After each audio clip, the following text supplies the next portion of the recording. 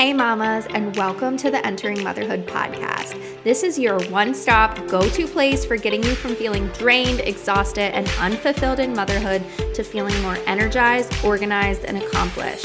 That's the vision I continue to navigate towards, and that's the vision we are sharing with you, focusing on holistic alternatives and restructuring your mind, body, and soul from the inside out. I'm your host, Sarah Marie Bilger, a wife, mom of two, mechanical engineer, VBAC mom, and doula, serving mamas through pregnancy, birth, and postpartum. If you're here for this, if you're as pumped up as I am and searching for that fire that you know is deep inside of you, then let's go. Let's uncover what it truly means to enter motherhood.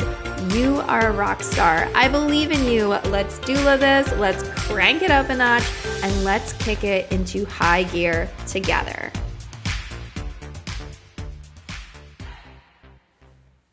Hey mamas, how are you? I am super excited to bring this episode to you today. This is a recording with Sarah Kallile, who is the owner of Lunnie, which is a nursing bra for moms. And this is just such an amazing episode because her journey and her story is just so inspiring. She is a mom of three herself, and she really saw a need for something that didn't exist in the postpartum period. And she went after that and created this business that she is now running and thriving with. So I hope this story inspires you, and I hope that you get everything that you need out of this episode and you listen along. So see you later, mamas.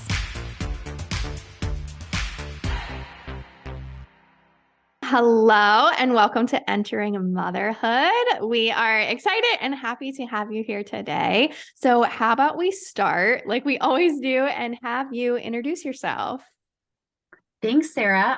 Well, my name is also Sarah Kallile, and I'm the founder of Lunnie. I'm so excited to be here today. I am a mom to three girls under the age of 4, or I should say 4.5. My oldest is 4.5. I have a 2.5-year-old and a 7-month-old. And I created a brand around postpartum women and that experience, and specifically invented a leak-proof nursing bra based on my own experience with breastfeeding. So postpartum is my business life. It is my personal life. It is everything right now. Yeah. I think like that's so good to point out that like you are currently living this life right now. Like you are in that like under 1 year postpartum period and everything that comes with it. Plus you have 2 other kids. You had 3 under 4. And yes. So I'm sure like that all comes with something.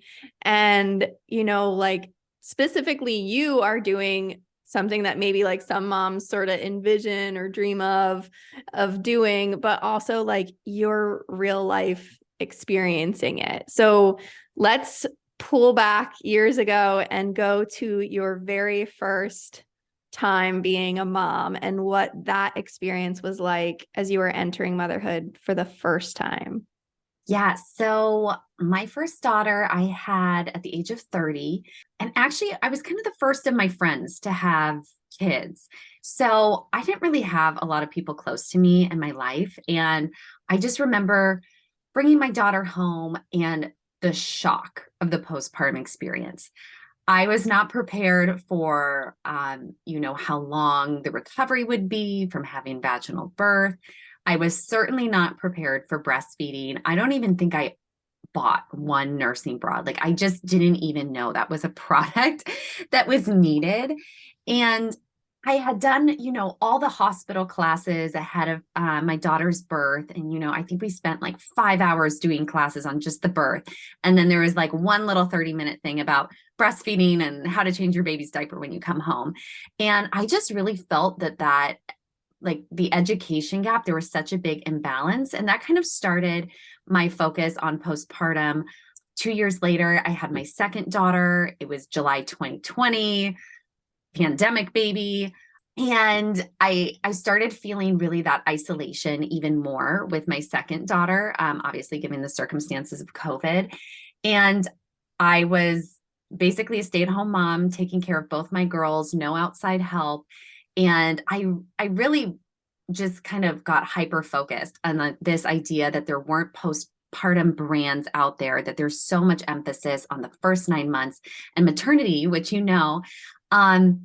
but there's such a gap in both products and support for moms. And then specifically, I just got really hyper focused on my nursing bra. For me, I had been wearing these just like big beige nursing bras for years. I didn't really like the style, didn't really care for them, but it seems like all of them sort of look the same. And then in addition to that, I was had the issue of leaking constantly. So I was always wearing both disposable pads or reusable pads in my bras. And, when you go to nurse, they were falling out or they'd move around and they weren't getting the milk right. And I just thought, like, why isn't there a bra that has built-in leak-proof pads? Like, this is so obvious. It must exist. And I kept asking friends and looking online, being like, do you know something like this? Or do you have a nursing bra you like? And I kept hearing the same thing, that everyone was like, oh, I wear this brand, but it's okay. And so I started getting kind of hyper on this road to figuring out and researching nursing bras. And I sent a survey to friends about the pain points of nursing bras and what could be better. And within days, I had over 300 responses. Wow. And that was really my light bulb moment. 84% of moms said they did not like their nursing bra. And for your listeners, because this is something I did not know before becoming a mom myself, if you are a breastfeeding mom or a pumping mom, you will wear a nursing bra 24/7. Like, this lives on your body because many moms leak at night and need something to wear pads. And it is an essential garment. Like, you can actually use your FSA and HSA money on it. And so it's a really high impact thing. And to think that 84% of moms, don't like what they're wearing, I just found that ridiculous. So I started going down on this path of creating the bra myself, and didn't really set out to be an entrepreneur, but I was truly just a mom who felt a pain point and I didn't see anybody else making a solution. So I decided to go for it. Yeah, I think, exactly like what you said. And probably there was such a huge response because it is like one of those things, like, you're just like, oh, well, this is the only option. So like, I guess this is what I'm wearing. And like, everybody else is like wearing it. So this must be like what we're supposed to do. And I think, a lot of them are like frumpy or like not like you don't feel like confident or playful or like you want to feel. And plus, like, on top of that, you're dealing with like everything else postpartum. So it's just like one of those things where, like, why are we wearing these things? And we do have to wear them pretty much all day, every day. Like, when I would sleep at night with my first, I thought, well, when I had like night sweats, like postpartum night sweats. So like all that was going on. And then also my milk was like leaking and coming and going like all on my chest. And I was like, why am I so wet when I wake up? Like, what is going on? And then there's always like the embarrassing, like, your shirt is just like spots right where your nipples are, just like wet because like you either didn't put like one of those disposable pads or even like the reusable ones and things like that in. And it's just navigating all of that on top of like being new to everything else that comes with motherhood. It's like the last thing that you want to deal with. And so you're just like grabbing whatever product is kind of like there. So yeah, I can understand like why there was like such a response of like, yeah, like these are my pain points, and why that like would have been something to really like want to get more into. Like, why are we doing it this way then? Like, why isn't there another option? So yeah, like what other things were kind of like going on like postpartum wise, like outside of maybe like nursing and such, that really were kind of shocking for you, like going into the postpartum period? Yeah. Speaking back to the breastfeeding aspects, like for me personally, I just had no idea how much time I would be spending on that, how it kind of controls your whole schedule. With my first daughter, she wasn't gaining weight quite as quickly as the pediatrician would like. So I was doing that whole like triple feeding thing where you nurse your baby and then you pump right after, and then you give her a bottle of pump milk. And it's like nonstop.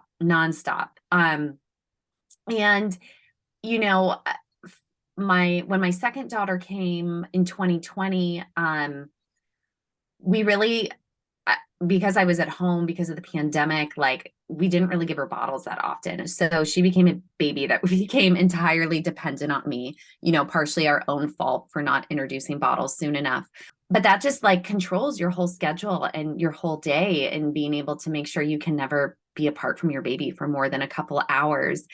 And with my third baby, I set out, I was like, no, we're going to do bottles. Like, we're going to, make it work. And nope. She was my first baby. She had colic for the first 3 months and just refused a bottle, refused. And when you are a parent dealing with those colic screams for hours and hours on end, like I just would throw her on my boob, because that's, I was desperate and I wasn't about to wait to heat up a bottle of milk. So unfortunately, I'm dealing with the same dependency with my third baby. But, I'm now an entrepreneur. I have my own company. And so I am able to kind of dictate my schedule around that. So I do have that flexibility. But yeah, I mean, that's, I think going into new motherhood, you don't really know what to expect from breastfeeding, because you have no idea. Like, is your body, are you going to produce enough milk? Are you going to have the schedule and the accommodations to be able to do it? And for me, fortunately, I was able to produce, and I was able to make it work. I wanted to make it work, but I certainly feel for women, and just looking at different things in society for women who want to breastfeed that aren't necessarily afforded those, very necessary structural things, like time in the day to do it, or a place to put pump milk, or to be with their baby. So it's definitely made me much, much more aware of how the policies are just not there to really fully allow moms to breastfeed who want to. And of course, there's a million reasons why formula is great and works for babies and moms. And like, I'm all about fed is best. But this is I'm just talking from my own personal experience. Yeah. Yeah, I completely agree. And I think, there is, I would say, like, maybe because I'm like more involved with it, I do see like change and like those things coming into situations. But I think a lot of it is like awareness. Like when I was, working in an office and started my maternity leave and then coming back and pumping and everything, it was really kind of like new for my company to have to set up a room that we could pump in. And they were kind of like, you tell us like what you need, because like we don't know. And so it was kind of like figuring out, there was a couple of us that were all nursing and going into this room, but like it started with the one that was like 3 months before me. And she was kind of like, okay, we need like a fridge to store our milk. Like we need like enough space, maybe a comfortable place to sit, like lighting. Like we don't want to sit like in a closet in the dark or something and have to pump, or like on a toilet and stuff like that. So it was really kind of like we had to advocate for ourselves and say like what we needed in those spaces.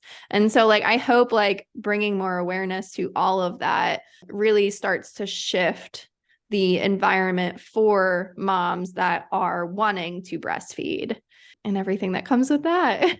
100%. After my first daughter was born, I did go back to an office, and unfortunately, like there was just no setup for pumping. And so we had the like office space was being remodeled. So there was like one conference room that my boss was like, okay, you can like book it if it's free to pump in. And it's like this glass office, which, wasn't going to work. So I often was pumping in the bathroom.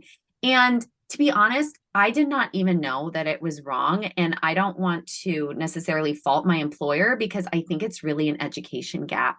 And especially as a new mom, like you're so worried about a million little things, and like you've already been up like for 4 hours before you even get to the office. And like, there's so much anxiety there that it is difficult sometimes to advocate for yourself. But I totally agree. I think even within the past few years, I've seen a lot more normalizing of moms. There's like the Pump Act that went through legislation. So it's definitely an improving, and I'm really excited to see that. And I certainly wish I had more awareness as a new mom to even know what to ask for and what I needed. Yeah. So what really kind of propelled you down a path, and was that like maybe pivoting point of going from just like hitting a pain point, chatting with friends, until actually thinking like, whoa, like I can make something out of this, and like I can be an entrepreneur, like I can really go down this path? Yes. So when I had the idea and sent that survey out, it was January 2021. I live in Ohio. It's like the dead of winter. I haven't seen people in months. Like my mind is going crazy. And on top of that, my youngest was 5 months old at the time. So it really just became this outlet. And because I had such this big response on that initial survey, I thought, why don't I take these like 300 women and like bring them along for the ride with me and like figure out how to make the best bra. So I always describe Lunnie as a community-led brand because this community really became first before the bra itself. So I'm not crafty. I'm not a sewer. My mom is. So I started shipping her materials, and she helped hack a bra, and we were doing snail mail. She lives in California where I grew up, and we hacked this like Frankenstein. I call it a Frankenstein bra because it didn't really resemble anything a woman would wear. It was not polished, but it gave the concept of like what would wearing a nursing bra with a built-in leak-proof layer like feel like, look like. And so I just started asking moms in my neighborhood to say, hey, will you try this on and give me feedback? And I literally had like a little pink bag that I would drop off with the bra and send a little Google survey and get their feedback and photos. And then a couple months into doing that, in March, I entered a pitch competition through an organization called the Female Founder Collective. It's co-founded by Rebecca Minkoff, who's a fashion designer. And circumstances of the pandemic, like it was a virtual pitch, but I literally like was pitching some of the biggest female CEOs my idea from my daughter's playroom, and I won the competition and I won grant money from that. And that was like my oh crap moment. I was like, no, I actually have to do it. Like I can't let these people down. Like they even gave me money. So from there, I was able to partner with a small manufacturer in Columbus, Ohio, and we basically took my prototype and made it an actual product. So over the course of a year, I went through 6 prototypes to perfect it. And every prototype, I was hustling it around town again, having moms try it on, tweaking it. And then finally nailed this design to make a really beautiful, chic, flattering bra. It's super soft. It has like a much deeper V neckline than most nursing bras, so it doesn't actually like pop up through your clothes. And you don't have to wear nursing pads. It's super functional. I actually filed 2 patents on it. Like it is very unique. There is nothing like it on the market. I launched it in March of 2022. And at that time, I was pregnant with my 3rd daughter. And then a month later, I entered another really big pitch competition that was local to my area. And I won that. I won a $50,000 grant. And I went ahead and sold out of the bras because it was just, moms loved it and it was all word of mouth. I did it with 0 marketing dollars because I had created this community and women who are really invested in this idea and along for the ride. And if they didn't need a nursing bra anymore, they were telling their friends about it, which was really cool. So yeah, it was really cool. I had my 3rd daughter in June. Like it actually was perfectly timed because I was out of inventory over the summer. And then come fall, I restocked and kind of have picked back up. And yeah, I think, like I said before, I didn't really set out on this like big grand plan. It's kind of just been one step in front of the other, but I really saw the market need. I saw how much excitement there was around it. And for me, like as a mom, I was just really craving having a community again, even if it was virtual during the pandemic. And so it has allowed me to connect with other moms, other women in a really meaningful way. And so, yeah, I keep moving forward. It's like really crazy now with with three little girls. And I'm still finding that, balance, if that even exists. So yeah, it's been a really cool journey, and I'm hoping to continue with product development to add other bras, like specific pumping bras and camisoles using that same leak-proof technology.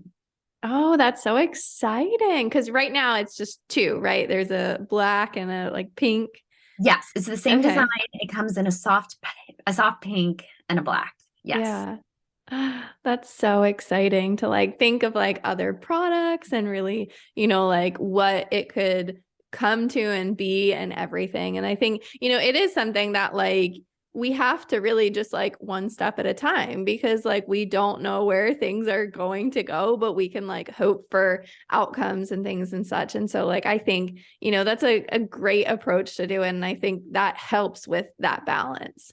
I think having a perspective of really just saying like, we're taking this one step at a time. Like I'm, living a full life. I got my 3 kids, and obviously like you're prioritizing that, but then this is also something that you're pursuing and prioritizing. So I think, that balance comes with the experience and just moving forward with all of that. So it's awesome to see how that's progressing for you. Absolutely. I mean, I always say motherhood is my superpower. Like, as truly nuts as it is to launch a company during this stage of motherhood, like, I assure you, I don't sleep that much. And I'm not like proud of that. Like, I wish it was different. But in due time, as crazy as it is to be at this point in motherhood, trying to be an entrepreneur, like, it truly does put things in perspective. And I think, the version of me before I was a mom, like, I would have hyper analyzed everything. I would have never launched until everything was like picture perfect.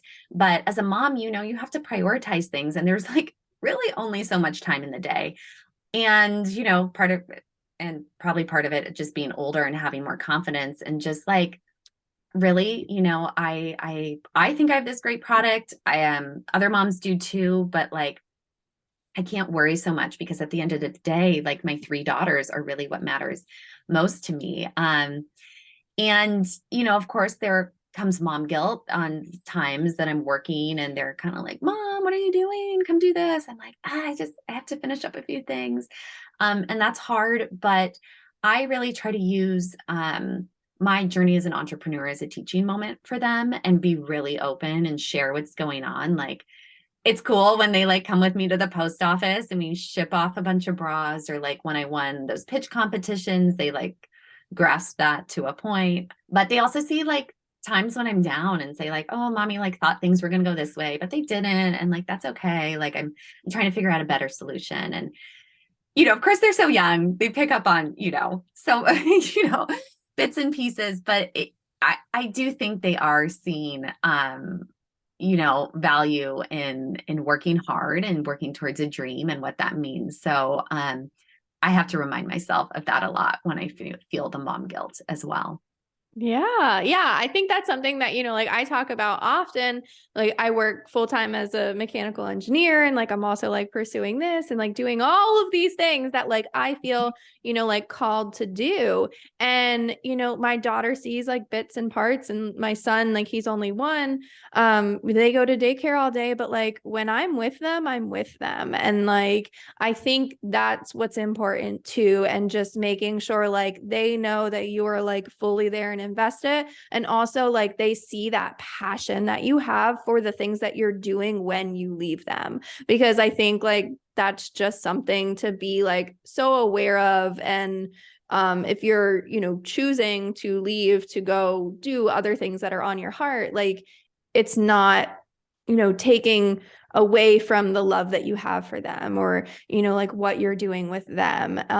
So I think, yeah, like having, again, like that perspective is just something that's like so needed. And like, obviously there's situations that sometimes like we have to do work in order to provide for our family in different ways. But I think if we can start dreaming and allowing ourselves to see maybe like a different possibility, or different options, or finding that fulfillment in the work that we do, it makes that balance a little bit easier too. 100%. Well said. I think, sometimes we forget that like all types of women become moms, right? Like just because we're moms does not mean we're wired the same. We certainly have a lot in common in loving our kids, but like, I have friends that totally thrive being stay-at-home moms. Like they love it. They love being at home like that. They're in their zone.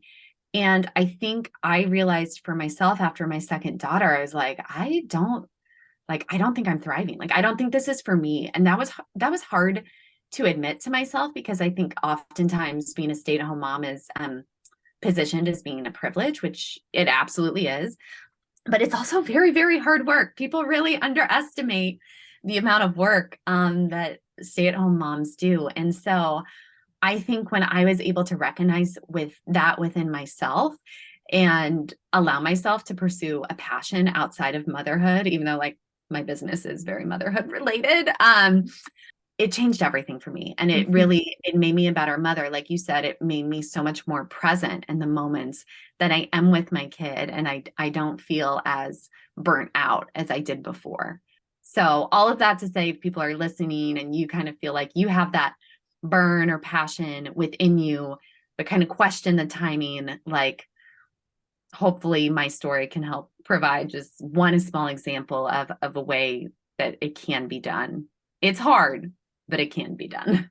Yeah. Yeah. Beautiful. Well, what would you say, like outside of everything that we already said, or if there's anything additionally that you want to give to a mom that is in that like newly postpartum period, or maybe she's still pregnant and she's listening to this and she's trying to grasp like what that transition is going to be like, what would you say to her?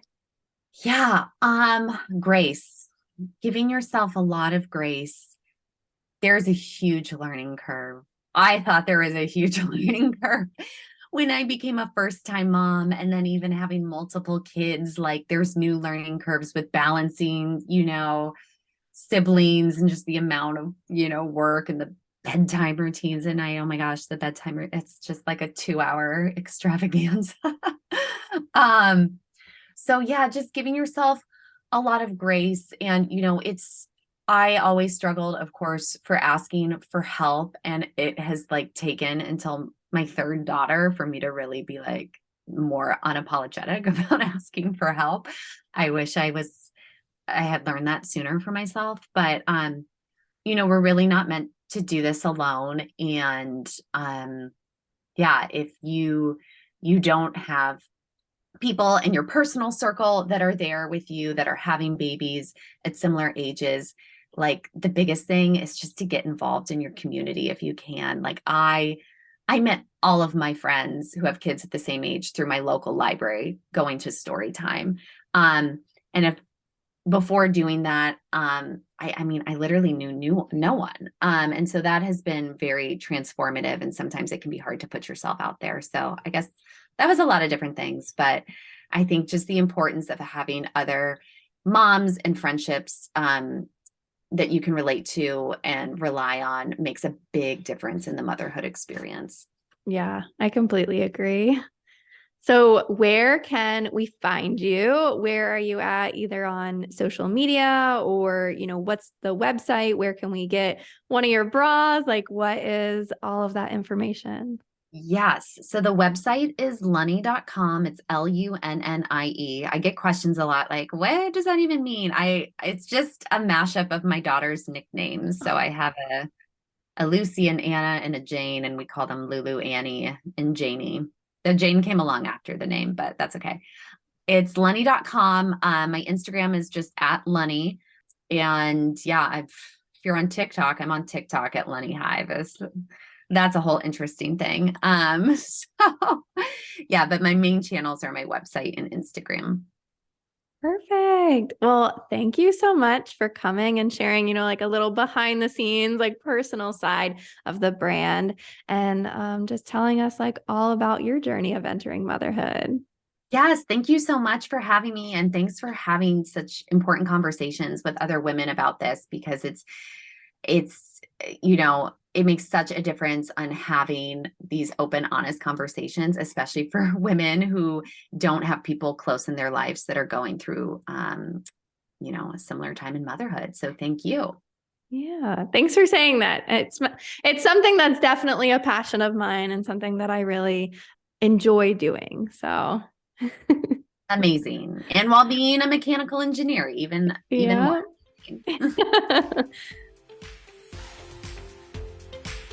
Thank you, mamas, so much for listening. Remember, you are a rock star. I believe in you. Let's do this. Let's crank it up a notch and let's kick it into high gear together. Hit that subscribe button, share this episode with a friend, message me, email me, call me, beat me. You know how to reach me. We're doing this, mamas. I am so excited to catch you here next week. This is your one-stop go-to place for helping you find the resources you need to make the best choices for you and your family during pregnancy, birth, and most importantly, postpartum. See you later, mamas.